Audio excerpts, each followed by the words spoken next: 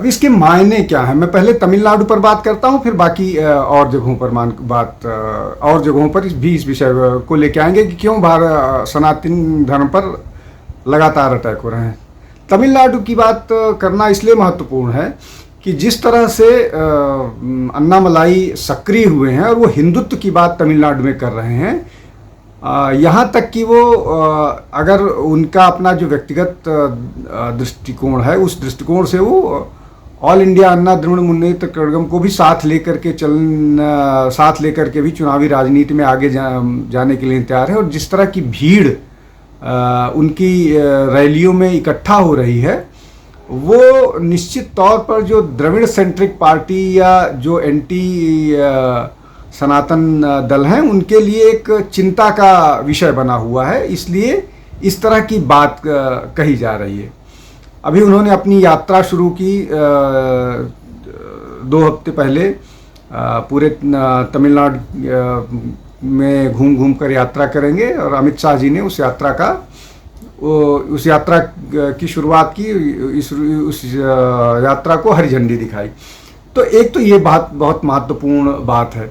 दूसरी महत्वपूर्ण बात ये है कि प्रधानमंत्री का फोकस बहुत दिनों से तमिलनाडु पर है, और तमिलनाडु एक ऐसा प्रदेश है जहाँ पर अभी भी हिंदू संस्कृति पूरी तरह से बहुत मजबूती के साथ है, लेकिन ये जो द्रविड़ पॉलिटिक्स है, इस कारण से वो थोड़ी सी उस पर पर्दा सा डाल दिया गया, उसको मुखर होकर के सामने नहीं आ पाती है।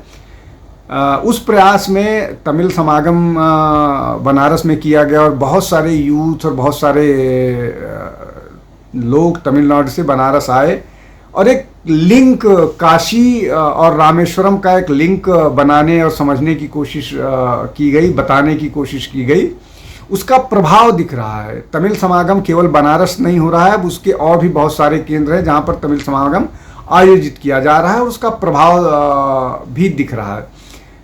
प्रभाव दिखने के 2 तरीके हैं। एक तो आप अगर सोशल मीडिया को क्राइटेरिया मानते हैं तो सोशल मीडिया पर इस पर लोग बहुत मुखर होकर के लिख रहे हैं। एक दूसरा, तमिलनाडु में भाजपा की रैलियों में भीड़ इकट्ठा हो रही है, विशेष रूप से जो वहाँ के तमिलनाडु के प्रदेश अध्यक्ष हैं अन्नामलाई, उनकी भीड़ में जो रिटायर्ड जिन्होंने वीआरएस ले लिया आईपीएस से, और वो बहुत मुखर होकर के बोलते हैं और बहुत मेहनत के साथ काम कर रहे हैं।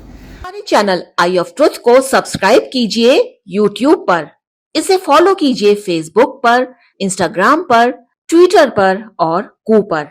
हमारे चैनल के बारे में फीडबैक देने के लिए हमें मेल कीजिए ioftruth.6@gmail.com पर।